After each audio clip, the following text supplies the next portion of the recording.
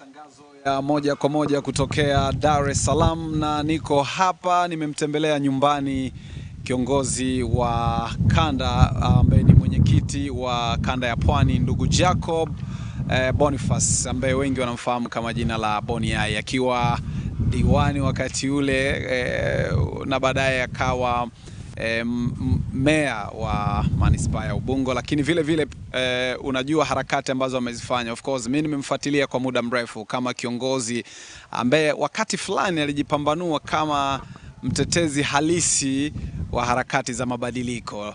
Leo anatajwa katika sura mbili ambazo zote nitataka kuzungumza naye. Mimi naitwa Mtozi Alosinyanda, niko hapa kwa niaba ya timu nzima.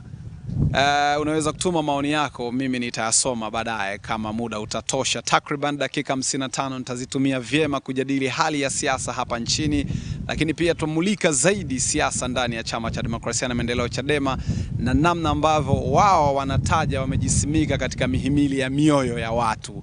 Tutaanzia hapo. Karibu sana Jacob. Shukrani sana kutana na wewe. Nadhani mara yangu ya kwanza pia kwenye mahojiano haya. Naam. Karibu sana. Shukrani sana. Nimefarijika mwisho wa mwaka huu. Naam.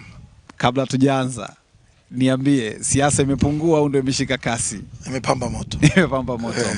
Nimefarijika sana. Ulikuwa mwaka wa siasa. Umeamua kujikita kwenye siasa zaidi, maana kuna kati kama biashara hivi ilianza kusonga mbele zaidi, kwamba Boni Yai mayai akawa mbele zaidi kuliko hali ikoje? Mazingira ya biashara, achana na mazingira ya siasa, ikoje? Biashara tunaendelea nayo, ndio natuweka mjini. Lakini kwenye siasa nilirudi, nadhani tangu nirudi nimetimiza mwaka mmoja. Nilichaguliwa mwaka jana mwezi wa 10 kuwa mwenyekiti wa kanda, na ukishachaguliwa hivyo unakuwa mjumbe kama tukuu. Kwa hiyo nikaingia kama tukuu kuanzia mwaka jana mwezi wa 10 na mpaka mwaka huu mwezi wa 10 2025 na kuwa nimetimiza mwaka mmoja. Kwa hiyo utaona mwanzo nilikuwa nikijulikana kibiashara tu, lakini sasa nina title ya siasa kwa sababu nimerudi kwenye jukwaa la kisiasa. Na uchaguzi umekwisha, kwa maana wa uchaguzi wa nchi. Tumepata madhira kidogo hapa Oktoba 29. Na bado vuta ni kuvuta inaendelea ya mitazamo tofauti. Juzi hapa imeundwa tume ya kuchunguza vurugu zile zilizotokea. Tunaona Chama cha Demokrasia na Maendeleo Chadema kama kimeendelea kuwa na misimamo mikali sana. Kwanza, kutotambua tume; pili, ni chama ambacho hakiamini kama kinaweza wananchi wakatendewa haki. Ni mazingira yapi yanawafanya kila linalofanywa kwa sasa tangu Oktoba 29 mliungi mkono? Haswa ni nini? Imani imepungua sana? Sio imani imepungua sana, ni mazingira ya namna gani labda tume inapatikana na ushirikishwaji wake, lakini wenyewe wajumbe wa tume wanaaminika kiasi gani kwa watu na kwa taasisi zingine ikiwemo Chadema.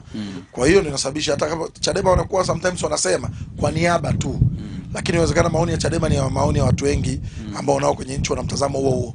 Wale watu tunawateua, kwanza tume yenyewe ina sura namna gani, powers zake, lakini vile vile wajumbe wa tume wamepatikanaje, ni wakina nani, rekodi yao nyuma, kuaminika kwao kwa jamii, vitu gani wamefanya vinaweza vikawafanya jamii waamini kwamba wanaweza wakatenda haki. Hivyo ndio vinachangia labda muda mwingine Chadema kuwa tofauti na vitu vya namna hiyo, unavyosema kwamba kuvipinga mara kwa mara. Ni nani ambaye Watanzania wanakutazama? Ni wakina nani wangekuwa kwenye tume ungeridhika? Japo moja tu nitakutajia mfano. Tukiwa bado hatujaenda kwenye uchaguzi, yaani tarehe ya uchaguzi imepangwa, tuna mivutano, no election, wengine wasa tutatiki. Nchi nzima niliona mzee mmoja tu alichukua jitihada, kwanza akawatafuta tume ya uchaguzi kwa kuwabembeleza kwamba ikiwezekana uchaguzi usifanyike, kwanza makundi mawili yakae chini pamoja. Na mzee yule nilimsikiliza kwenye moja ya mahojiano alifanyika na TLS. Anasema pamoja na jitihada hizo tume walimkatalia kuonana naye. Wakamjibu kwamba ana jambo lolote andike barua. Kwa kujinyenyekeza, pamoja ni mzee mstaafu mkubwa kwenye nchi, kwa kujinyenyekeza akaandika barua kuwajulisha tume kwamba mtazamo wake na kwa haya makundi yanavovutana yanavosigana, alikuwa anatamani kwamba angeona tume kabla ya kufanya uchaguzi makundi yake pamoja yakubaliane nini kiwepo nini kisiwepo. Sasa jitihada zile pamoja na alipuuzwa na kile alichokisema kusikilizwa na kuwahi kupewa majibu kama anavyosema yeye mwenyewe, lakini kuna kitu alionyesha kwamba amejali, sio kwamba alikuwa upande wote, lakini alijali kwamba ngalo nchi iwe kitu kimoja pasitokee migawanyiko. Mtu wa namna hiyo ukimweka kwenye tume, ambaye ndio mzajaji Warioba sasa, ukimweka kwenye tume tayari kwa upande wetu alionyesha kujali tangu mwanzo, lakini baadaye angejitokeza kuna watu wangekuwa na imani kwamba labda ule mzee angeweza kuwa ni mtu ambaye ni mwaminifu, kwa sababu hakuamini katika watu kupingana na kugawanyika tangu mwanzo. Sasa ukimleta baadaye kwenye tume, labda ni mwenyekiti wa hiyo tume, unawini pande zote mbili kumsikiliza na kupay attention kwa kile anachotaka kufanya, kwamba huenda anaweza asilalie upande mmoja. Lakini mmekuwa ni watu wa kugombana tu, kukataa tu. Kwa mfano nimeiona Chama cha Mapinduzi kupitia mwenyekiti wao alitangaza hadharani kwamba yuko tayari sasa kwenye uwanja wa maridhiano. Wakati fulani mliingia kwenye maridhiano na mkarudi mkatofautiana vikali nyinyi kwa nyinyi kuhusu mtazamo wa maridhiano. Leo yametangazwa maridhiano pia hamkubaliani kabisa. Kipi bora kwenu? Kipi bora? Kipi bora? Umesema vizuri. Kwanza neno maridhiano kwa sasa hivi kwa Watanzania wengi limepoteza ladha, si neno nzuri ya kulitumia. Maridhiano kwa Kiswahili ni makubaliano ya pande zote mbili kwa majadiliano. Lakini tangu 2021 mpaka sasa hivi ukitamka maridhiano mbele ya Watanzania, tafsiri yake ni ulaghai, ni kumpotezea mtu muda alafu baadaye kutokufanya kile anachofanya, kumpooza. Kwa lakini maana wakati ule asiwe na msimamo ule anaofanya. Wakati ule ulikuwa na yaunga maridhiano mwanzo. Ni muumini wa maridhiano tangu mwanzo. Lakini ndio nachoelezea kwamba sasa hivi neno maridhiano ni neno sahihi. Kabla tujaje kwenye neno sahihi, wewe ulikuwa muumini wa maridhiano wakati ule. Na miongoni mwa watu walioibuka wakati ule na kusema huu ni ulaghai na hakuna maridhiano alikuwa Tundu Lissu. Lakini hamkuamini. Wakati ule bado hapakuwa na vuta ni kuvute ya namna iliyotokea Oktoba 29. Lakini makamu mwenyekiti wako wakati ule alisema hapa wanatudanganya. Wako watu hawakuamini. Umeanza kuyaamini lini maridhiano? Swali zuri. Kwanza nikukumbushe tu hata makamu mwenyekiti zipo nukuu na press kadhaa alikuwa akisema tuwape muda hao ambao wako kwenye maridhiano pande zote mbili, na kwamba hata yeye mwanzo alisema huenda ana nia nzuri tuyape muda. Swala la kwamba nani ameanza kushtuka lini na tofautiana na uwezo wa mtu kupata taarifa. Inawezekana by then kama nilivyosema mimi nilikuwa kwenye kamati kuu. Wewe umeshtuka lini? Kwamba baada ya kujua kwamba hapa tunadanganya. Tulipofika kwenye serikali za mitaa, tunaelekea kwenye serikali za mtaa, hatukuwa na jambo lolote ambalo tumefanikiwa pamoja na kukaa nao mezani miaka mitatu. Kwa hiyo ni tafsiri za hizi ni halisi kabisa kwamba kwa miaka mitatu tulidelay, lakini hatukuna kitu tulichofanikiwa. Ndio maana ukitumia neno maridhiano leo hii, huwezi kumwambia kwa nini Chadema hataki maridhiano. Tafsiri yake unawakumbusha njia ile ile ambayo ulipita na haikutoa matunda. Hakuna mtu timamu anaweza kubali njia hiyo. Kwa hiyo sasa hivi tusio tutadema. Mtanzania yote ukimwambia neno maridhiano, akili ya kwanza kichwani inachokuja ni ulaghai, ni uongo, ni delay, mdanganye, mvute muda, potezee muda, lakini kitu chake hata ukipata. Ndio maana lakini wapo watu mwatazama hivyo. Liko kundi linasema maridhiano kwa Chadema ni mtaji wa kulamba asali. Liko hilo kundi pia. Inawezekana. Ndio maana nimesema ni ulaghai. Kwenye ulaghai sasa hiyo inakuja kwenu. Ndio nasema mimi kwamba viongozi wa Chadema wanatumia maridhiano kama sehemu ya kujipatia chochote. Ndio nasema nimeongea vizuri. Sitaki kusema kuna kiongozi kwamba lamba au jalamba huko sinipeleke, sababu sina uhakika.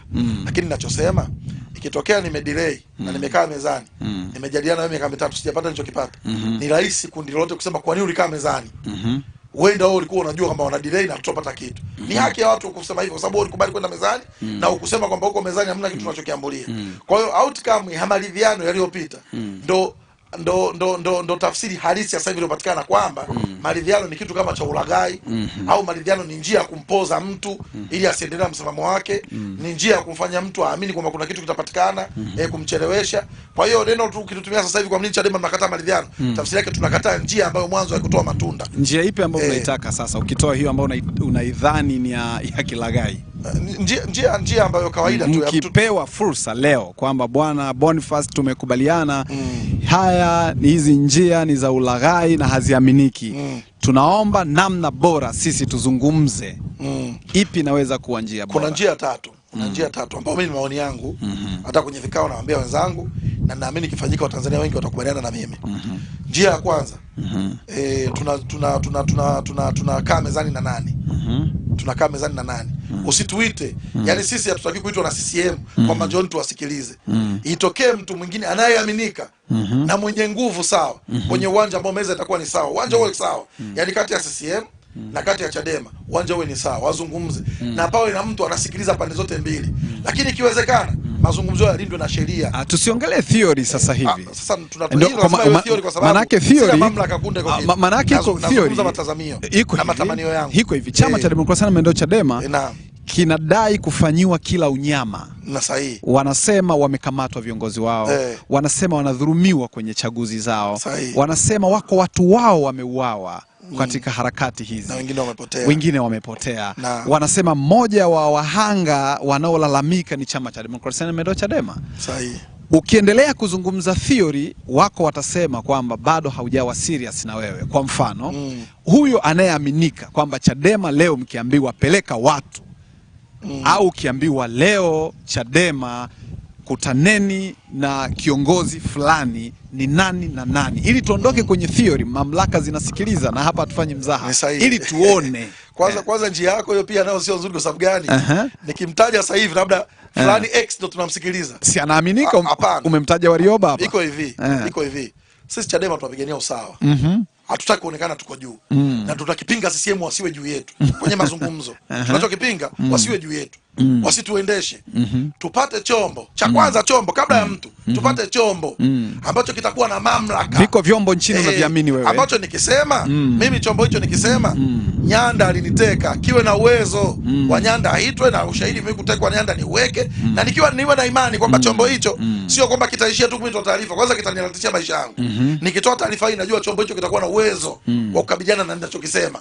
Kwa hiyo mfano mzuri wenzetu South Africa, wenzao timu yetu ya maridhiano, ukweli na maridhiano tuliona, si kwamba eti kwamba upande mmoja. Nikisema mimi mtu B, tafsiri yake mtu B mimi ndo nataka. Inawezekana upande ule utaki. Kwenye usuluhishi au kwenye jambo lote la kuongea kwenye tunaitana mezani, hapaswi mtu mmoja kuonekana yuko juu kuliko mwingine. Majaji wa nchi hii unawaamini? Sio wote. Wapo wanaamini, kama wapo ambao unaamini. Vyombo vya ulinzi unaviamini? Vyombo vya ulinzi ndo watuhumiwa. Hawawezi kuaminika. Hawezi kuaminika. Taasisi ipi za dini unaziamini? Vipo taasisi zinaaminika na zipo ambazo haziaminiki. Kwa hiyo maana yake unayo orodha ya watu wanaoaminika. Sio kwa individual. Kwa taasisi nimekupa kwenye chombo. Kwa maana taasisi. Kwanza lakini vile vile nimesema msingi wa kwanza utangulie mamlaka yake ya kisheria, usiingiliwe. Kwa mfano umeniuliza vizuri, tume hii moja ya sababu kubwa ambayo watu wanasema kwamba wana imani nao, wana imani kwamba wanaweza kaingiliwa na wanaweza kapangiwa cha kuandika kwenye ripoti. Kwa nini? Ni utumishi wao na viapo vyao wakiwa kazini kwenye serikali. Je, leo anaweza kumtuhumu kwamba huyu mimi ndo nalalamika ndo amefanya jambo hili na akawa salama? Kwa tunaona kabisa hata wao kazi yao sio salama, ni hatarishi. Kama wataamua wachukue msimamo ambao ni mkali. Kwa cha kwanza unailinda ile kile chombo, kilindwe hizo na sheria au na katiba yenyewe tunavyozungumza kwamba chombo hiki kinalindwa, kiasi kuingiliwa. Hii katiba kimeundwa, tunaamini kabisa kitakuwa kiko huru. Hiko kinaweza kumuita mtu yote kamsikiliza. Hii katiba tulionayo mmekuwa mkilalamikia kwa muda mrefu sana. Na kwa sababu katiba ndio msingi mkubwa, ni inatoa bado nguvu za kutosha kwa kiongozi mkuu wa nchi. Katiba tulionayo, hata sheria zote zitakazoibuka baada ya leo bado zitaanguka kwenye hiyo katiba. Kipi kinapaswa kuanza? Kinapaswa kuanza chombo kuundwa ama kuundwa katiba mpya kwa sasa, ili angalau hicho unachokisema kionekane kina mantiki. Kwenye hili tunalozungumzia, kama tunataka tufanye uchunguzi, tunataka tufanye tufuatilie waliotekwa, waliopotea, tunataka watu tusikilize ndugu zao wapotea, wengine wameuawa na wana taarifa. Si lazima eti kwamba katiba haijasema kituo kiundwe. Zipo mamlaka za rais mwenyewe, anaweza akazitumia, na si tu mamlaka. Ukiwa na dhamira, muda mwingine mamlaka yako si kitu. Issue ni kwamba Mtanzania akae nchini kwake, awe na amani, awe anaamini kabisa kwamba anatendewa haki na jambo hilo. Cha kwanza ni dhamira. Kwa wewe political will. Kuhusu kwa mfano wewe ukimteua huyo tunayemwamini kwamba anaaminika, kilichotangulia hapo ni political will. Ile will uliotumia wewe kumteua X ambaye haaminiki, will ile ukimteua B ambaye watu wanaamini kabisa anaaminika, hiki kitachotangulia hapo ni utashi wako na ule imani yako kwamba hapa mimi maslahi yangu ya nchi yako mbele kuliko cheo changu na kuliko mamlaka yangu. Lakini tukisema kwamba ana mamlaka ndo hayo yatakupeleka kuteua watu ambao muda mwingine wanaweza kufanyaje, wasisikilizwe. Ili tuende sawa, tukubaliane hivi. Uchaguzi umekwisha. Unamtambua Daktari Samia kama rais wa Jamhuri? Sababu ndio swali lako tena, uchaguzi umekwisha. Uchaguzi umekwisha. Wewe unamtambua Daktari Samia kama rais wa Jamhuri ya Muungano? Vizuri, na chama changu kimeeleza vizuri. Unamwamini? Ndio nataka nikuone kwa swala la imani. Wewe naongea na wewe mwenyekiti wa kanda, unamwamini? Na kujibu. Kujibu sababu mimi ni mjumbe wa kamati kuu pamoja wa mwenyekiti wa kanda, mjumbe wa kamati kuu. Na ujumbe wangu wa kamati kuu umetoka tamko la chama ambalo ni msimamo wa kila mtu. Kwamba tunaamini kabisa uchaguzi haukuwa ni halali. Sawa. Tunaamini viongozi wanapatikana kwenye uchaguzi leo kupatikana katika njia ambazo ni halali hizo, na kwa sababu hiyo kama hata katiba leo hii ingeruhusu viongozi wale wakapingwa mahakamani, nina imani huenda chama chetu kienda kupinga uchaguzi na kingepinga viongozi wanapatikana. Lakini sasa swala la kwamba kuna rais, obvious patakuwa na mamlaka ya rais. Lakini swala la sisi kwa mnamwamini au mumwamini sasa? Kumwamini kwenye jambo gani? Kwenye jambo lolote. Unamwamini kwenye jambo la kuunda tume? Unaweza ukaamini kwenye maamuzi anaweza kuyafanya? Kwa nini tumezungumzia tume aliyoiunda? Kwa sababu ana mamlaka ya kuiunda, kwa sababu tayari ameapishwa. Ila imani yako. Lakini tunachoongelea sisi ni ubatili wa uchaguzi wenyewe. Sisi hatuna shida, ndio maana tunaenda pale Magogoni kusema hapa hamna rais, tumuondoe. Sisi hatuko huko. Sasa hatuko huko. As long as vyombo vingine vimemwapisha, majaji wamemwapisha na tayari nchi kwamba ina rais kwa njia ile ile ambayo wameteuliwa, angemteua mtu mwingine. Tunasema kwenye hiyo tume Chadema haikusema kwamba mtu aliteua huyo kwamba sisi hatutaki na hatumwamini, hatukue ndo njia hiyo. Tulichosema wajumbe walioteuliwa wahusika, maana yake tafsiri yake nini? Alikuwa na nafasi ya kuteua hao wanaoaminika, alafu wakasikilizwa.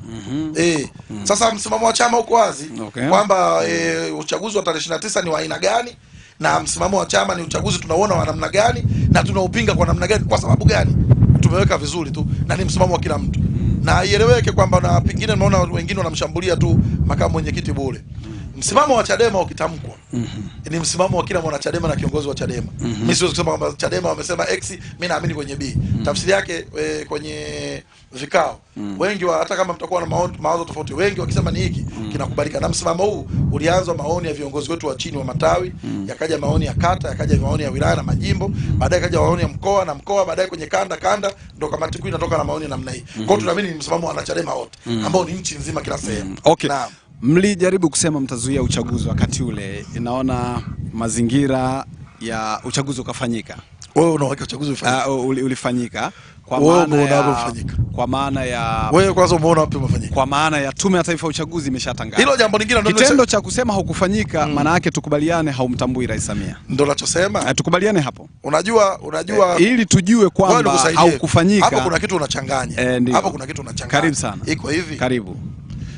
Umeona jaji akimwapisha rais pale kwamba huyu ni rais. Ni tofauti na unachoniuliza wewe kwamba kilifanyika nini mpaka akamwapisha au tume imefanya. Ndio maana nikamwambia ingekuwa kuna mahakama inaruhusu kuchallenge uchaguzi wa rais mahakamani, huenda Chadema wangekuwa mahakamani wana challenge ule uchaguzi na wangekuwa na vielelezo na ushahidi, mahakama ingewasikiliza. Au huenda mahakama ingekuwa kipindi hiko kama katiba yetu inaruhusu, ingekuwa na mamlaka na vielelezo, Chadema wangepeleka, huenda ingebatilisha. Hilo ni jambo lingine. Lakini swala la tume na mamlaka za tume, na wao kwa mamlaka yao wameenda pale na jaji mkuu amemwapisha mtu amekuwa rais, kusema kwamba unatambua uchaguzi leo kwa uchaguzi halali, hilo ni jambo tofauti. Kwamba platform ya kutokutambua ndio haipo. Lakini wewe utabaki na vielelezo zako nyumbani wakati kwangu tukufanya jambo hili. Wakati naongea na wewe hapa umekubali kwazi kwamba wewe unatetea haki za watu wote. Na katiba hii ambayo unadhani haiwezi kumwadhibu rais wa jamhuri, wako watu wanaweza kuadhibiwa na hii katiba. Kwa mfano, hamkushiriki uchaguzi lakini iko nafasi ya kupeleka kesi mahakamani. Kwa nini hata hiyo, kwa maana ya haki ya wananchi, kwa nini hamjatumia fursa hiyo kwenda kuwashtaki watu ambao katiba inaruhusu kuwashtaki walioshiriki uchaguzi? Kama nani? Kwa mfano wabunge wanaweza kwenda kushtakiwa. Sasa katika maana yake hivi katiba imezuia eneo fulani. Unajua kwa nini unafikiri hamjakwenda kuwashtaki wabunge? Chadema kuhusu uchaguzi kwenda mahakamani. Huu ni mwaka aidha wa 8 au wa 10. Msimamo wetu hakuna kupoteza muda kwenda mahakamani kwa kesi ya uchaguzi. Hakuna kupoteza muda kwenda mahakamani kwa kesi ya uchaguzi. Kwa lolote litakaloharibika Chadema. Uamuzi huo wa Chadema hawezi kuwa ni kususa. Sio kususa, nitakupa na hoja. Hamna mtu timamu anaweza kaamua jambo bila hoja. Karibu. 2014 tuliibiwa vijiji na vitongoji uchaguzi nchi nzima 2014. Hatukwenda mahakamani na tukatoa na sababu kwa nini hatuendi mahakamani kupinga uchaguzi wa serikali za mtaa. Tukaja 2019 samani wa serikali za mitaa. 2020 uchaguzi kwa ni wa ovyo hujawahi kutokea. Chadema tukwenda mahakamani na tukaeleza kwa sababu kwa katiba hii hakuna mahakama inaweza kufanya uamuzi kama vile mahakama za Kenya au nchi nyingine tunazoziona kwamba upeleke pale tunasema kesi kwamba uchaguzi huu ni batili. Mahakama ya Tanzania hii iseme kwamba uchaguzi wote wa vijiji na vitongoji ni batili na tunaubatilisha, afu uitwe uchaguzi mwingine. Hakuna. Na kwa sababu hayo, kwa nini tunapelekea huko? Tunaona katika kesi ndogo ndogo za chama, maamuzi ya majaji, mienendo ya makesi na mashauri mbalimbali kwenye mahakama za chini, labda za mikoa, za wilaya na mpaka mahakama kuu, zinaonesha kabisa kwamba hata majaji wenyewe nao wako huru. Kwa nini upoteze muda wako? Kwa sababu kufungua kesi ni fedha, kufungua kesi ni muda. Kwa sababu hiyo, na unajua kabisa hawana uwezo huo. Kwa nini upoteze muda wako? Na ndio maana mahakama kubwa kuliko yote ni mahakama ya umma. Ni wananchi. Huko ndio ndio kuwashtaki kwamba wale kule tumewashinda kwa sababu wenyewe wamewekana, hawana uwezo kuchukuliana hatua, lakini nyinyi wananchi tunakuja kuwashtaka kuwaambia kwamba hao wamefanya 1 2 3. Na mmejaribu kupambana sana kujisimika kwenye mioyo ya wananchi, na hii unahitaja kama wananchi ni katiba ni mahakama, mamlaka ya juu ya wananchi. Mmeshindwa kwa convert ya hiyo mamlaka kuleta katiba mpya sasa? Hapana, tuwezi kusema hivyo sababu kusema mshindwa maana nchi na dunia imeisha. Sisi tunaamini kazi kubwa ya Chadema inayofanywa ni kutoa elimu ya umma ya uraia. Raia wajue haki zao, raia wajue lipi baya lipi zuri. Raia wakishajua, sisi sio kazi yetu kumshika mkono mwananchi achukue hatua gani dhidi yake. Akishajua tu kwamba ana haki, ana elimu ya uraia, kujitambua, mwananchi anatakiwa afanye jambo gani, akitendewa haki jambo gani ni nzuri na jambo asipotendewa haki jambo gani ni baya. Hachukui hatua gani? Hii Chadema inaishia hapo. Tukishakupa elimu ya uraia, hatuji kufundisha ushike juu urushe kwenye kioo. Tunakuacha kwamba wewe unaibiwa afu tunaondoka. Tunakuacha wewe uamuzi wako sasa uzuie uwizi katika eneo lako. Kwa namna gani? Kwa hiyo ni wajibu wa Chadema, na hatuwezi kusema tumekata tamaa kwamba kazi hiyo imeisha au kazi hiyo inaendelea. As long as dunia inaenda na nchi ipo, Chadema haitochoka kuendelea kutoa elimu ya uraia na kuambia kupitia mikutano, vikao vya ndani, mashauriano mtaani, kila unapokutana na mtu kwamba hili hapana, nchi yetu hii sio sawa, tuna madini, tuna nini, lakini umaskini huu hauendani na hali halisi ya wananchi wetu. Hiyo ni elimu ya uraia. Alafu mwananchi unamwacha mwenyewe sasa, ukiondoka anatafakari, kwa haya niliyoambiwa nichukue hatua gani zidi ya hawa sasa ambao wanafanya hivyo. Sio lazima Chadema tufanye kila kitu. Nitarudi kwako kwenye maswali kadhaa. Nina swali ambalo nitataka unisaidie. Mimi nilijiapiza kwamba siku nikikutana na wewe nitakuuliza. Nimejaribu kuandika sana kutaka kujua mjumbe wa kamati kuu Freeman Aikael Mbowe hivi yuko wapi, na na uhalali wa kukuuliza hili swali kwa sababu umekuwa mwenyekiti wa kampeni ama campaign manager wewe wakati ule mnapambana kwenye uchaguzi wa ndani. Ameonekana mara moja hadharani, nadhani wakati wa dira ya maendeleo ya taifa, na wengine wanauliza wakati huu ndio wakati wa mapambano halisi, alipaswa kuwa hadharani. Yuko wapi Freeman Mbowe? Mimi nitajibu tu kama rafiki na kama mtu wa karibu wa kwake ambaye kwa kipindi hiki nikiri tuna muda mrefu hatujawasiliana. Tunawezekana hata mwezi au miezi mikaba, nadhani baada ya uchaguzi kuanza tu tujawasiliana tena.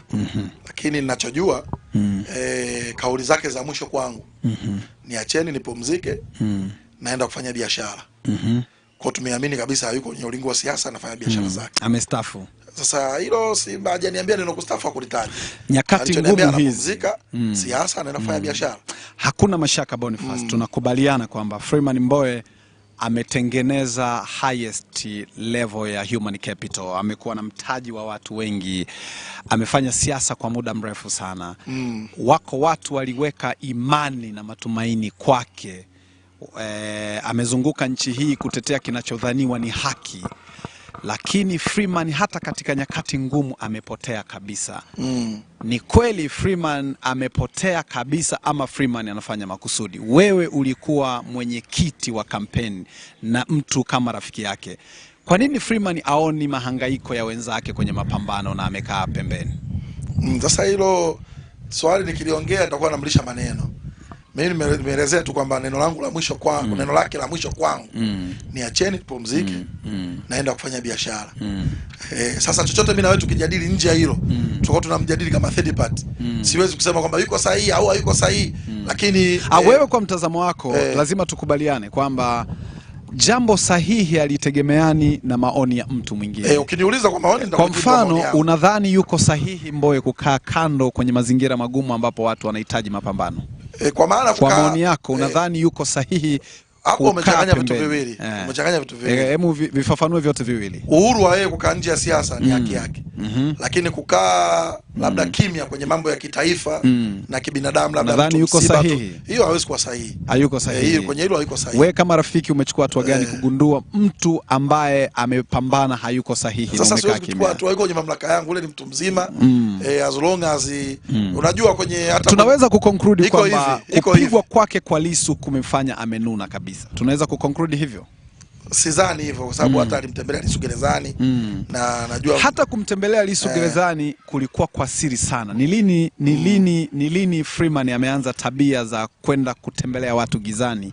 Sasa ndo nasema ukiniuliza hivyo, ndio wewe ni rafiki yake. Sasa unaniuliza mambo ya kumsemea. Wewe umekuwa campaign manager wake. Mimi ni rafiki yake. Ndio. Na katika urafiki wangu ndio nilikuwa nakwambia kwamba kuna katika urafiki kuna kukubaliana na kuna mambo mnaweza msikubaliana. Lazima Boniface tuwe very serious kidogo. Ndio maana nimeongea vizuri kwamba umesema ni rafiki yako.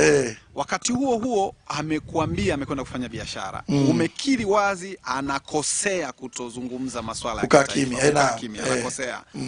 Unahitaji kitu gani ili kusema kwamba Freeman Mbowe anatakiwa kutoka nje? Ni rafiki yako.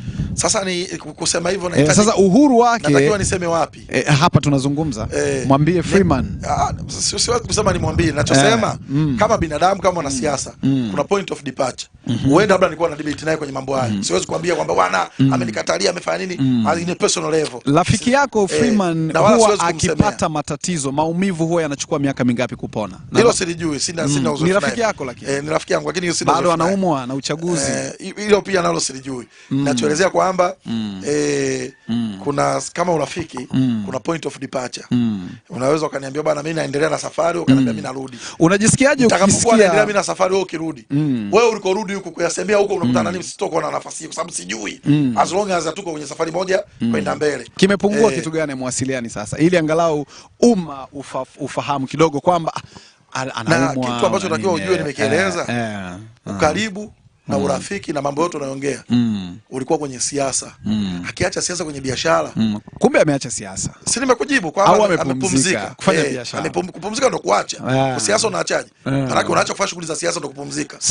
Huwezi kusema kwamba labda kesho utarudishwa likizo, kuna barua utapewa na unaacha kufanya shughuli za siasa. Sasa namalizia. Tuendelee kwamba kwenye mtu akishakupa privilege, anakupa maoni yake kwamba mimi njia hii siendelee tena, mimi naendelea. Kilichokuwa kinaunganisha ni siasa. Siasa ni koma. Sasa mimi naendelea na siasa, naendelea na shughuli hizi za Chadema, yeye aendelee nazo. Obviously hata yeye mambo ya Chadema sasa hivi hajui. Ni kama vile mimi siwezi kujua mambo yake yanayoendelea huko kwenye shughuli zake za kisiasa za biashara. Liko wazi tu vizuri. Sawa, bana huyu ni Boniface Jacob Boniai wanamuita hivyo. Mimi naitwa Mtozi Alosinyanda. Of course nazungumza naye hapa. Tumepita kwenye maridhiano lakini pia rafiki yake amemfafanua hapa yuko wapi. Unataka kujua wakati mwingine. Hakuna shaka juu ya hilo. Mimi na swali dogo jingine ambao nataka kufahamu ni kwamba kilichowafanya msiende kwenye uchaguzi ilikuwa ni mazingira sio rafiki, na uchaguzi umefanyika katika mazingira hayo ambayo nyinyi mliona sio rafiki. Ziko juhudi ama jitihada sasa za kufanya kuelekea mbele kuhusu kupata haki za uchaguzi? Kwanza ilikuwa ujumbe wa no reform no election. Ulikuwa ni message ya kuonesha kwamba ikubaliani na mazingira na ikubaliani na jambo lilokuwa linaendelea la uchaguzi kutokana na unaosema. As long as chama cha siasa kitakuwa na mikakati, kitakuwa bado kina program zake kwenda kwa umma, kwenda kuelezea umuhimu wa nchi kuwa na uchaguzi huru, huenda kwenda kwa wananchi kuelezea umuhimu wa wananchi kuchagua kiongozi wanampenda kwenye maeneo yao. Hiyo ni vitu ambavyo sio tu kwamba baada ya uchaguzi tarehe za uchaguzi kupita, sio uchaguzi kupita. Baada ya tarehe za uchaguzi kupita haimaanishi kwamba na shughuli zingine zote zinasimama kwamba zimekoma. Bado Chadema ina haki ya kuendelea na shughuli zingine hizo za kuendelea kukutana na wananchi. Hili ikipata uungwaji mkubwa wa wananchi, basi yale wanayohitaji kama chama tutakipata. Kuzuio lile labda la kimahakama limewafanya limewadhofisha. kuendelea na shughuli za kisiasa. Of course imetuzofisha na kusudi ya zuio ni kutuzofisha. Yani hata kusudi lenyewe la zuio lile ni kutuzofisha. Ni sawa na mtu mchezaji unaona na kusumbua uwanjani, unampa red card kwamba akakae nje kwa sababu tu wacheze pungufu ili wewe uweze kushinda. Kwa hiyo ni limetuzofisha. Na limetuzofisha, lakini mapambano ya kisheria na timu yetu ndani ya chama kuendelea kupambana kupata hakio ya kisiasa, kurudi kwenye ulingo wa kisiasa inaendelea. Hatujakata tamaa. As long as tunapumua basi bado na mapambano yanaendelea hata mahakamani. Tamko la chama. Karibu.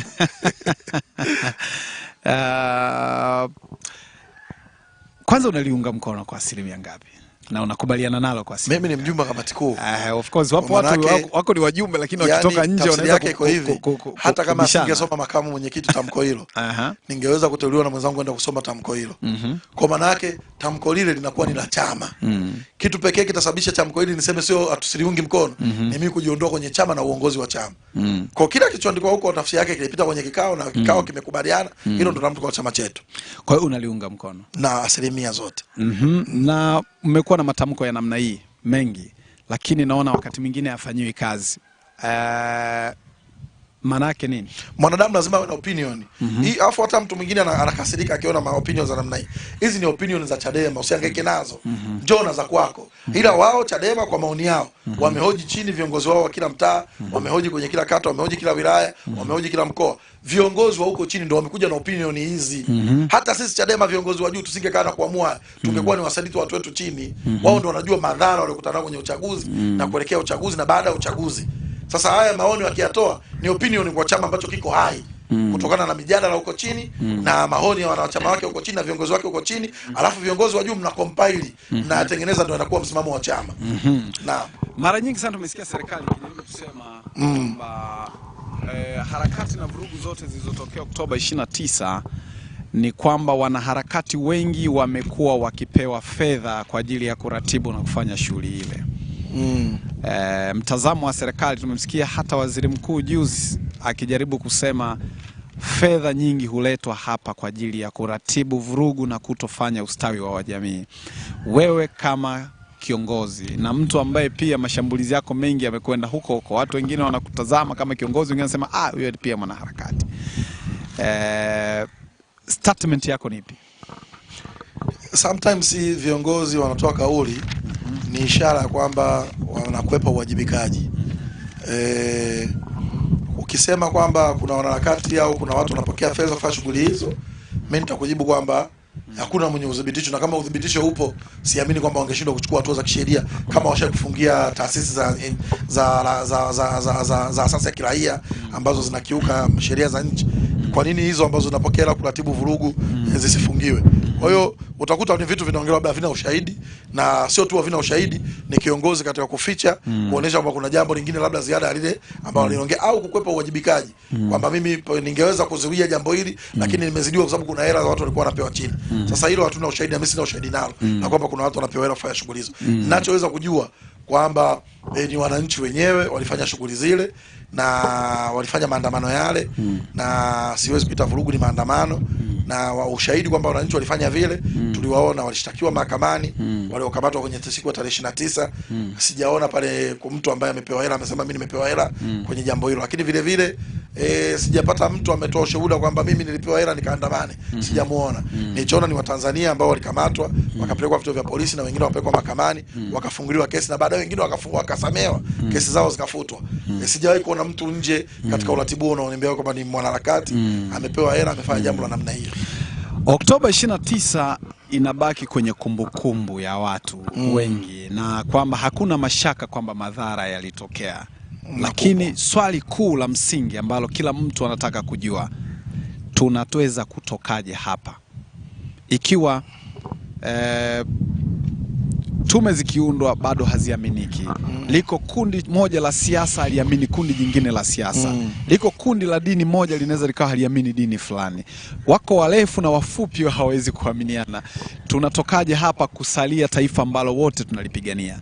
Nini kinapaswa kufanyika baada ya tukio la Oktoba 29? Mimi kwangu taona ni jambo dogo sana. Tutatokaje? Ni wanaotaka kutoka wajaamua tu. tunatokaje? Mtu akiniuliza tunatokaje hapa na bado mwenyekiti wa Chadema yuko ndani, naona bado hajaamua. Cha kwanza muachie mwenyekiti wa Chadema ndani. Kwa sababu moja, malalamiko na manunguniko ya wananchi wote wanaona kwamba kuna mtu amekamatwa na anashikiliwa kinyume na sheria na anaonewa kwa kitu ambacho hakipaswi yeye kuwa pale. Muachie, onyesha kwamba kweli umegundua ukweli na umeujutia ukweli na kwamba kweli una dhamira ya kweli kuanza upya. Unamwachia mwenyekiti wa Chadema huru bila masharti yoyote, na wala kufanya naye vikao vya aina yoyote au kumpreempt atafanya nini na nini. Unamwachia tuendelee shughuli zake kama vile ambavyo raia mwingine yote anapaswa kuwa huru na kuendelea na shughuli zake. Lakini la pili, fungulia vyama ambavyo umevifungia na umevizuia katika kufanya shughuli zao. Watu wawe na haki ya kufanya shughuli za kisiasa. Shughuli za kisiasa ziendelee. Vyama viwe na uwezo watu kukutana. Sisi leo Chadema kamati kuu tukikutana, tunakutana kama vile ni makomando. Yaani hatuna uwezo kusema tunakutana ukumbi fulani tufanye kamati kuu, sababu hatutafanikiwa. Kwa hiyo tutafanya kamati kuu lakini katika njia ngumu ya kulazimisha kwamba tufanye katika njia hiyo. Kwa nini? Kwamba kuna watu wengine hawana haki ya kufanya shughuli zao za kisiasa. Fungulia shughuli za kisiasa.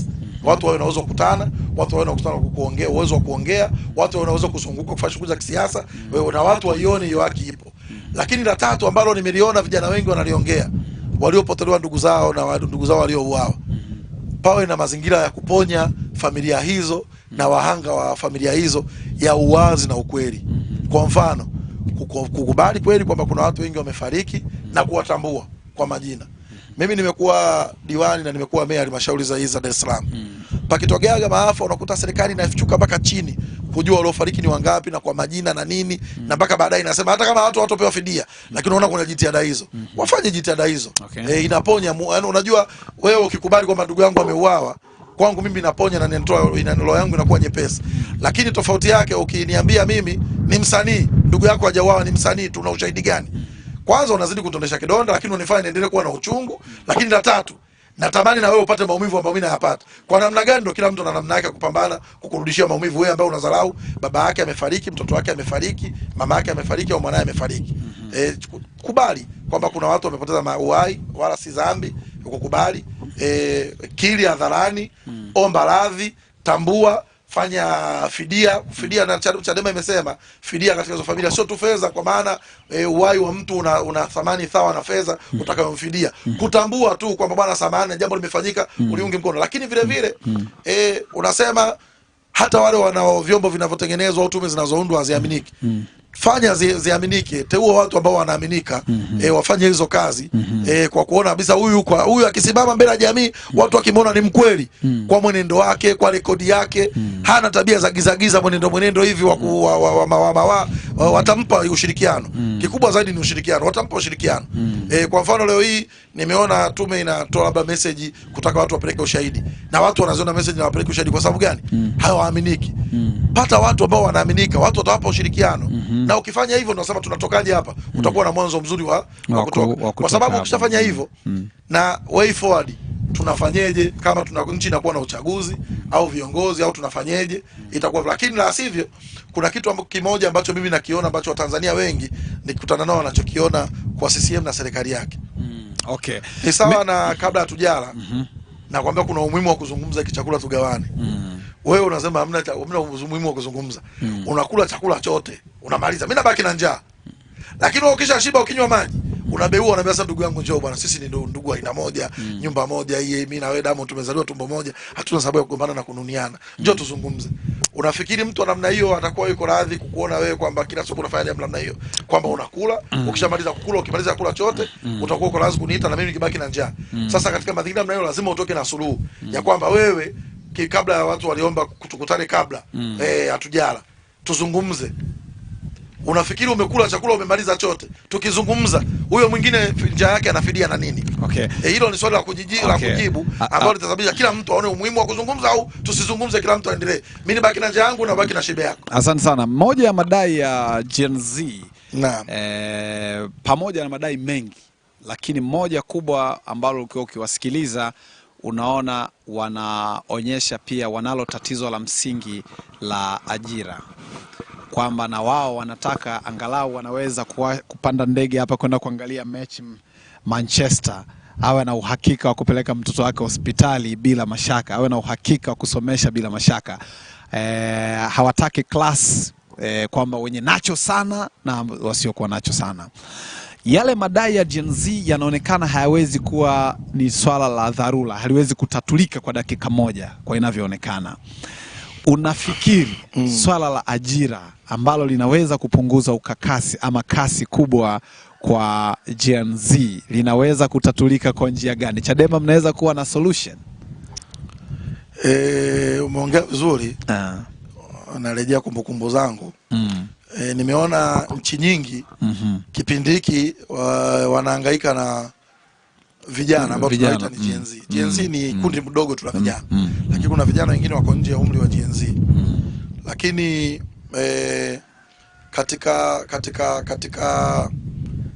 katika ulimwengu jambo la Gen Z sio la msimu. Na nataka niwahakikishie sio swala la dharura kwamba linatokea mara moja. Na lakini vile vile niwahakikishie viongozi wetu wa Afrika, sio tu Tanzania. Viongozi wetu wa Afrika, swala la Gen Z sio la msimu, kwamba limepita na baada ya kupita halitokuja tena. Nilikuwa nataka ninukuu kitabu, samani kidogo na kupotezea muda. Kuna hilo swala Gen Z, natamani kila kiongozi kama mtu yuko serious anataka kustudy Gen Z ni nini na athari zake ni nini. Kuna kitabu kimeandikwa na aliyekuwa rais wa Nigeria zamani, Obasanjo. Kinaitwa Making Africa Work. Making African Work. Making Africa Work. Ni handbook maarufu sana. Kitabu kimeandikwa nadhani kama miaka 10 iliyopita. Kimeandikwa kama miaka 10 iliyopita. Kama sio 10, 7, 8. Lakini kitabu hiki kilitoa unabii. Yaani katika Obasanjo, kitabu hiki ameshirikiana na waandishi wengine kama 3, 4 maarufu wakubwa tu. Kilitoa unabii kwamba serikali zinazokuja mbeleni Afrika, serikali zitaangushwa na vijana ambao nyinyi mnaoita Gen Z. Kwenye kitabu hiki 10 years ago. Na akaeleza sababu gani, yani Gen Z haitakuwa tu kwa sababu ya CCM. Inawezekana Gen Z mkishindwa kuwaelewa wanachokihitaji, hata leo kikiingia chama kinaitwa ABG kitaangushwa na vijana. Na moja ya factor ni population growth ya Afrika ya vijana. Kiwango cha ukuaji wa vijana Afrika kutakuwa kubwa zaidi. Na tatizo la kutokuwa na ajira litazaliwa kubwa zaidi Afrika. Na kwa sababu hiyo vijana watajazana mijini. Kwa sababu shida itakuja kutokea mijini. Na kwa sababu hiyo vijana watakuwa tatizo la kutokuwa na ajira kubwa mijini. Na vijana watakuwa na elimu kubwa sana lakini haijawasaidia wako mjini. Serikali zita paralyze za Afrika. Zitashindwa kuendesha nchi na serikali nyingi zitaanguka. Kwenye kitabu cha Making Africa Work cha Obasanjo, na ameelezea serikali nyingi sana zitaanguka. Na hivi tunavyoongea duniani jambo linaendelea. Miaka 3 hii. Lakini ni miaka 7 iliyopita, kabla miaka 3 hii waliandika watu kitabu chini kwa kujadili fakta ya vijana, ukuaji wa vijana na jambo la ongezeko la vijana kwenye miji. Na suluhu yake kwenye hiki kitabu ambacho natamani kila mtu mwanasiasa na viongozi wakisome. Suluhu yake ndogo. Naona sasa hivi wanaanza wizara ya vijana, wanafikiri wizara ya vijana ikienda kukutana na vijana vijiweni umemaliza. Tena pale ndio ndio kuwachochea hasira. Kwa sababu unaenda kukutana nao bodaboda, wao unaondoka na V8 yako au unawaacha pale pale na bodaboda zao. Tatizo la vijana litatuliwi kwa kutaua kiwaziri kijana. Hii haidanganya toto, hiyo haipo. Kwenye kitabu ameandika kwamba serikali nyingi za paralyze na zitaangushwa na vijana kwa sababu ya ongezeko la vijana kwenye miji. Na suluhu yake wanasema kama serikali itapona kwenye hii wimbi la vijana litakalokuja miaka 10 ijayo, ndio sasa hivi tumefika kwenye wimbi hili. Ni serikali itakayofanikiwa kuwarudisha vijana vijijini. Na vijijini sio warudi wakakajifungia kule kwa sababu wasiwe mjini kuzuri. Kwa wewe kupeleka mazingira yote ya mjini vijijini. Yaani kama mjini watu wanafuata barabara, peleka barabara vijijini. Kama mjini watu wanafuata huduma za afya, peleka huduma za afya vijijini. Kama mjini tunafuata ajira, peleka ajira vijijini, ikiwemo ajira ya kilimo. Kwenye kitabu hiki. Lakini anasema kila kijana kule akimaliza chuo. Kwa mfano mimi niko Mbeya kijijini. Si nimeletwa chuo cha Dar es Salaam. Nikisha kuwa na degree yangu, nagundua maisha yangu ya kule kijijini nilikotoka hayaendani na degree yangu. Kwa hiyo naambia ni kusalia kwenye mji kutafuta ajira kuendana na degree yangu.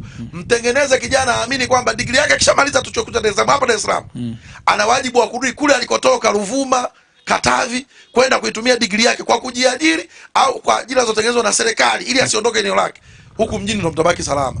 Lakini kwenye kitabu hiki kinasema cha Obasanjo kwamba vijana wengi watakapokuja kutafuta ajira mijini, watakuja kutafuta elimu mjini na wakabaki mjini. Alafu ongezeko la ajira huku mjini likawa kubwa. Hakuna serikali itasalia kwenye hii wave ambayo tunaita ni ya Gen Z. Kwa hiyo it's not about kuteua waziri kijana, it's not about waziri kwenda kwenye vijuu vya kahawa na kupiga story, kurekodi kwamba ni kijana anatembea kila sehemu. Hapo kwenye huo mji, weza ni Iringa mjini, unafanyaje aende Mafinga wa Iringa mjini kule nyumbani kwao? Aone kabisa anaweza akaishi na kawa na maisha bora sawa na mtu ambaye yuko Dar es Salaam. Hiyo ndio njia pekee ya kuepuka gazabu ya vijana. Namna ya kutoka hapo hasa kwenye ile jambo la vijana. Kuna mtu katuma ujumbe hapa. Anasema katiba mpya imekuwa hitaji la chama cha Chadema kwa muda sasa, na tumeona ilani ya Chama cha Mapinduzi imetamka mpaka kufika 2030 itafanikisha. Je, Chadema wanaona ni siasa ulaghai au wanaona upatikanaji wa katiba mpya sasa imefika? Anaitwa Daudi, lakini pia kuna mtu anaitwa Sele. Anasema maridhiano ni silaha kwa muda mrefu sana ya Chadema. Of course ili ni swali lile umeshalijibu. Sawa, asante. Mwingine anasema Chadema wamekuwa wakipinga sana vitendo vya utekaji na utesaji. Kitabu cha Dr. Slaa kimewahi kutuhumu kama Chadema kuwa ilishiriki katika masuala kama hayo. Kipindi akiwa katibu mkuu, Boni anasemaje uhalali wa kupinga utekaji wanaupata wapi ikiwa anajua ukweli kwamba hata wao wamewahi kupelekeana moto? Huyu anasema hivyo. Of course ni maoni ya watu. Mwingine anasema Chadema wamekuwa mstari wa mbele kuhoji demokrasia ndani ya nchi na chama tawala, ila ni na baadhi ya mambo ambayo pia mmeonyesha kukiuka demokrasia. Ninyi mnazungumziaje juu ya haya? Akasema komea hapo. Of course akajibu kuonyesha kwamba mwenyekiti mkoa wa Kagera kwenye uchaguzi wake alikuwa na washindani wenzake ila walimkata akabaki peke yake. Mwenyekiti mkoa wa Simiyu aligombea wenzake lakini walimkata. Kwa hiyo ndani ya Chadema kwenyewe hakuna demokrasia. Naomba Boni atusaidie tufafanue, tuko hapa tunamtazama. Sawa, maswali yake la katiba. Ni kweli katiba ni hitaji la Watanzania. Na ukiniuliza la itapatikane lini, nitakwambia sasa hivi. Ila njia moja tu pekee ambayo umeniuliza ya wenye dhamana viongozi wetu kama watafika mchakato wa katiba kutengeneza mchakato ambao unaaminika na watu. Sababu unaweza kuona katiba mpya ambayo ikawa ni hii tu lakini ni makaratasi, yani kwamba badala 1 2 3 4 5 mpaka 10 ikawa ni 10 9 8 mpaka 1. Yani ikawa ni katiba moja ni hii lakini imepinduliwa tu maandishi na bado itaitwa ni mpya kwa sababu imeandikwa upya. Lakini kama utaratibu wake wa upatikanaji wa katiba utakuwa ni kuzingatia matakwa ya wananchi kwa uwazi, watu wahusika ni waadilifu, watu wanaosimamia katiba wanaaminika, bila shaka katiba itakuwa ni nzuri ambao wananchi wanahitaji. Lakini naogopa kama ikiwa viongozi wetu wakishindwa kujua hitaji la wananchi ni katiba ya namna gani, tunatakuwa na katiba mpya lakini vile vile ambayo haina uhalali kwa wananchi. Naam. Haya, sawa. Mimi na maswali hapa machache mengine ambayo nitakuwa natamatisha. Tunazo dakika takriban 10 hapa kuondoka. Karibu sana. Umehudumu kama mwanachadema na kama kiongozi wakati wa Freeman Mbowe na umehudumu wakati wa Lissu. Swali langu kwa jumla ni kwamba unaona Chadema inaelekea wapi wakati wa Lissu na wakati wa Mbowe, wapi ilikuwa inasonga mbele? Haya ni maoni yako. Maoni yangu. Yes. Blaza, mimi kipindi cha uchaguzi wa chama nilisema Chadema ni kama meli ya Kigiriki. Na kwamba the more Chadema inapopata mawimbi na misukosuko always inaibuka ikiwa strong na inaibuka ikiwa na nguvu kuliko mwanzo. Mbowe amefanya kazi nzuri sana ndani ya Chadema, kujenga Chadema, kuitengeneza Chadema na kuieneza Chadema. Na uwezo kuandika historia ya Chadema bila kumtaja Mbowe. Lakini nataka kuhakikishie mwaka mmoja wa Lissu chama kijarudishwa nyuma. Yani mwaka mmoja wa Lissu chama kimepanda. Ukiniambia mimi kukubalika kwa Chadema nitakwambia kumeongezeka ndani mwaka mmoja huu. Kwa sababu gani? Kwanza wananchi wanapenda mtu anayejua kusimamia misimamo yake. Hiyo obvious Lissu amefanikiwa.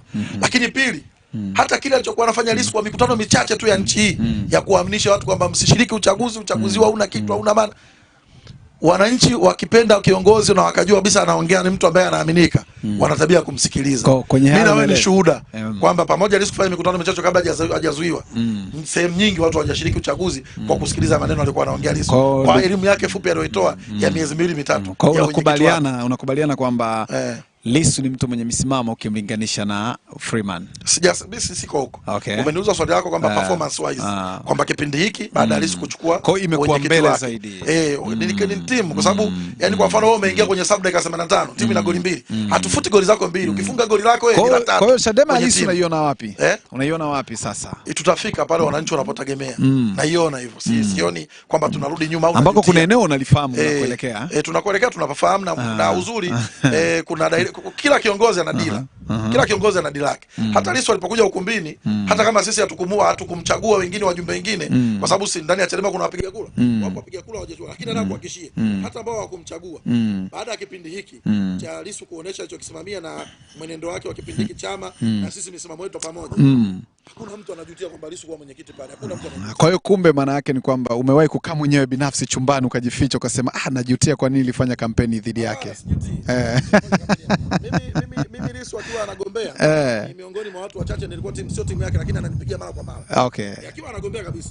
Hata angekupo nje atakwambia. Kama alikuwa ananipigia simu ananiuliza, "Wewe Mandevu, vipi bwana niunge mkono tunataniana." Hakuwa na uadui wa kusema kwamba labda kuna shida hiyo. Na ninachosema kwamba angeweza kuchaguliwa mtu yote mzuri, angekuja kama malaika. Lakini angeyumba kwenye misimamo. Bado angetengeneza watu kuwa na mashaka na kutokumwamini. Kwenye hili Chadema ya sasa hivi baada ya uchaguzi wa tarehe 29 ambao tumepitishwa katika kauli mbiu waliosimamia Mheshimiwa Lissu ya no reform no election. Chadema tumegain na tumeingiza watu wengi zaidi na wengi wanaipenda zaidi. Tumepiga hatua mbele. Hatuwezi tumesimama tuko pale pale wala tunarudi nyuma. Kwenye hili kafanikiwa katika hilo swali unaweza kwamba performance yake iko. Okay. Na uelewe la kumalizia. Na uelewe. Lissu yuko pale kwa niaba yetu sisi. Lissu ana kesi binafsi, hayuko gerezani kwa kesi ya kiwanja na nyumba. Hayuko gerezani pale kwa sababu amechukua hela ya mtu kwamba kwa matumizi yake ya kula. Yuko kwa niaba yetu sisi wa Tanzania, lakini vile wana Chadema wote. Kwa hiyo jambo lolote ambalo sisi huku tukilifanya ni kumbaka up yeye ambaye yuko kule kwa niaba yetu sisi. Kwa hiyo ndio naweza kukuambia kwamba kwenye kipindi hiki kifupi cha mwaka mmoja, tunakaribia mwaka mmoja kufikia Januari ambako aliteuliwa. Kwa misimamo ya muda mfupi aliyofanya nje, Chadema tumeongeza members wengi sana na kuaminika na Watanzania na wengi wametokea kukipenda Chadema na kuonekana ni chama pekee chenye matumaini ya Watanzania, kimebeba matumaini ya Watanzania. Huyu anasema bana Boni alishtuka, angekimbilia kile chama kingine leo angekuwa amefutika kabisa. Nampa big up kwa msimamo wake, hasa ile press ya kwanza aliyosema mimi nitabaki Chadema daima. Sasa hivi kweli ulisema daima ni kweli utakaa daima? Kwa as long as mazingira yapo mimi nitabaki daima. Chama kimenilea mimi. Chadema wamenikuta nikiwa kijana mdogo, tena bado nasoma chuo kikuu, sio nimemaliza. Chadema wamenikuta sijui mwaka wa niko Chadema nimeanza form 6 lakini kuingizwa kwenye program za Chadema nimezani nikiwa chuo kikuu mpaka utu uzima huu. Sidhani kwamba kuna chama kingine kinaweza kanifiti zaidi ya Chadema. Naam. Takwa lako la jumla kwenye serikali ya awamu ya 6, takwa lako la jumla kipi, hata wafanye nini huwezi kukubaliana nacho mpaka wakifanye ndio unaweza kukubaliana nao? Sio personal. Moja ni yale ambayo chama cha Chadema wanasimamia. Akiachana na yale waliowasimamia kwamba haki walipokifanya sasa siwezi tena. Siwezi kufanya nao kazi. Siwezi kuamini. Swala la jumla. Wasipokifanya. Kwamba hiki wasipokifanya. Achana na Oktoba 29. Bado swali lako linakuwa gumu kwa sababu au unataka tu mpaka yale ya Oktoba 29 afanyike. Mimi binafsi kama mimi sina jambo langu binafsi na serikali kwamba hiki wafanye, mimi ni wakubali au si wakubali, hapana. Umeniuliza mwanzo swali zuri tu, nchi tunatokaje hapa, nimekupa kwa njia ya kutoka hapa. Ni kwanza dhamira, utashi wa kisiasa, lakini na ukweli. Kufanya jambo kwa ukweli. Kumekuwa na makabiliano makali sana ya sheria. Sisi kwenye media ziko sheria za Media Service Act ina vitu vingi kidogo. Nadhani unaona kuna watu wamepigwa hapa kwenye kesi ya ithibati na nini, mambo mengi kidogo. So sheria hasa ile huduma vyombo vya habari ya mwaka 2016 ina vitu vingi kidogo. Kanuni zake na miongozo yake ni mikali kidogo. Sasa kumeibuka hoja nyingine ya matumizi ya mitandao ya kijamii. Of course kuna sheria ya Cyber Crime Act ile ambayo ilichapa hapa katikati. Sasa hivi naona akaunti zinafungwa. Survival ikoje kwa wapenda mitandao kama nyinyi? Kwanza ndio hilo tunalopinga. Ni kubana haki za kiraia. Na kubana haki za kiraia ni kuchochea uhasama baina ya wananchi na serikali inaofanya vitu namna hiyo. njia pekee binadamu kwa dunia sasa hivi azuii kwa kumfungia. Ukifunga akaunti moja anafungua nyingine. Binadamu njia pekee ni kumwacha aongee kile anachofikiri kuongea, ili mradi amkwazi mtu na avunji sheria. Lakini kuniambia kwamba wamekuja na mbinu mpya kukataa akaunti isifanye kazi, kuifungia sehemu fulani, haukomoi. Kwanza sasa hivi wanazaliwa, ikiwa mwanaharakati mmoja unamfungia akaunti yake, siku hiyo wanazaliwa wanaharakati 100 au 1000, wengine na akaunti zingine mpya. Kila siku ya Mungu kuna akaunti mpya za mitandao ya kijamii zinafunguliwa. Kwa njia pekee ambalo tunatoa wito kwa hizi mamlaka za serikali zinazofungia ni kuacha haki za kiraia zitamalaki. Kama haki ya katiba inasema haki ya mtu kujieleza, na sehemu ya kujieleza ni mtandaoni, kwa nini wewe uzuie mtu asijieleze mtandaoni? Na ili mradi avunji sheria na amzuie mtu mwingine kupata haki yake. Sioni haja na sioni afya kwenye jambo hilo. Hivyo ni baadhi ya vitu ambavyo vinatufanya Watanzania kugawanyika na kuwa na misimamo tofauti katika ustawi wa nchi yetu. Okay, asante sana. Nitamatisha kwa kusema bana, Boni amenyoka sana, na leo amenifurahisha kusema kuna mmoja bora kuliko mwenzia. Si kila mtu lazima awe kiongozi wa nchi. Hongera sana Boni. Anasema huyu kamtaja Mchome hapa, huyu anasema waziri mkuu yuko live anafuatilia. Huyo Boni ni kiongozi wangu. Frima anasema Free Tundu Lissu, anasema ili tukae mezani. Huyu anasema Tundu Lissu aachiwe. Anasema nimempenda Boni kwa namna anavyosema uwazi. Huyu atabaki ndani sio chini ya miaka 20. Lazima mimi nauliza vipi shughuli za chama Chadema ni msingi ndio imekwisha hivyo, sasa mtapata wapi wanachama tena? Ongera mwenyekiti Bon kwa watoto wetu hawajapatikana mpaka leo. Of course wanajaribu kuonyesha maneno. Mimi nimalize kwa kukushukuru na kusema kwamba nakutakia kila mapambano, kila lilo heri, hasa kwenye chaguzi hizi. Lakini pia mnasema mnafanya siasa kama mabondia, kama makomando, kwa sababu mmezuiwa. Si ndio kuendelea kuvunja sheria huko? Hatuvunji sheria. Mjitengenezei mazingira ya kujitega hapo kama hapana. Mmezuiwa, tunafanya siasa kuendana na mazingira. Kipindi cha Magufuli moja ya tukio nalokumbuka, tushakwenda kufanya kamati kuu Kenya. Kamati kuu ilishindikana kufanya kamati kuu. Tulienda pale Jira Hoteli Lamada kule, tukavamiwa, tukaondolewa kwenye vikao vya kamati kuu. Kamati kuu iliyofuata tukavuka tukaenda upande wa pili kufanya retreat Kenya. Kwa hiyo unapombana mtu anapata njia nyingine ya kufanya kile ambacho unambana. Sio kama ataenda nyumbani atakaa kwamba kwa sababu Chadema imefungiwa tunakaa kabisa tufanye shughuli za kisiasa.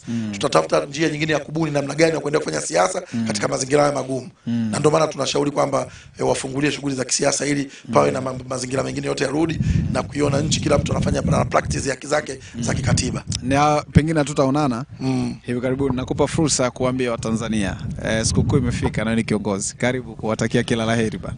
Mimi kwa Watanzania, mimi kama mwenyekiti wa kanda ya Pwani, kwanza niwape pole kwa madhila yote ya mwaka huu. Kwa mwaka wa mapambano na mwaka mgumu, lakini ni mwaka ambao tumevuka. Sisi ambao tumevuka tuna wajibu kuendelea kupambana kwa niaba ya wenzetu ambao wamepotea na wamefariki. Tukio la 29 listurudishe nyuma, bali litupe moyo kuonesha bado nchi yetu inatakiwa kupambaniwa. Lakini vile vile niwatakie watu wote duniani sikukuu ya Krismasi na sikukuu ya mwaka mpya. Bila shaka mimi kama mwenyekiti wa kanda ya Pwani, mwaka 2026 natabiri kama ni mwaka ambao wa kuendeleza mapambano, ni mwaka wa kuungana, na imani tutaungana na mwenyekiti wetu Lissu muda sio mrefu. Ni mwaka wa kuungana 2026. Lakini vile vile kwa sababu kesi tumeiona pale, hakuna kesi, sio tutaenda kuungana na mwenyekiti wetu. Na ni mwaka vile vile wa mapambano, kwa maana akitoka nje tutaendeleza mapambano yetu haya ya harakati za kisiasa. Lakini vile vile tusikate tamaa.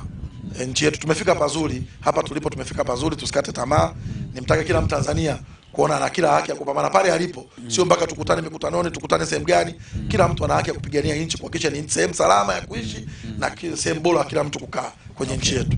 Asante sana. Shukrani sana Boni. Shukrani sana. Asante sana bana. Mimi shukrani sana. Mimi naitwa Mtozi Alosinyanda.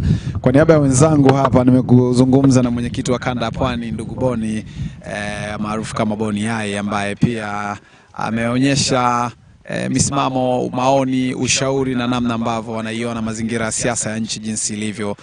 Niwatakie utazamaji mwema vipindi vinavyoendelea kutoka hapa. Niwatakie sikukuu njema pia, na Mungu awatunze. Tukutane wakati mwingine tena.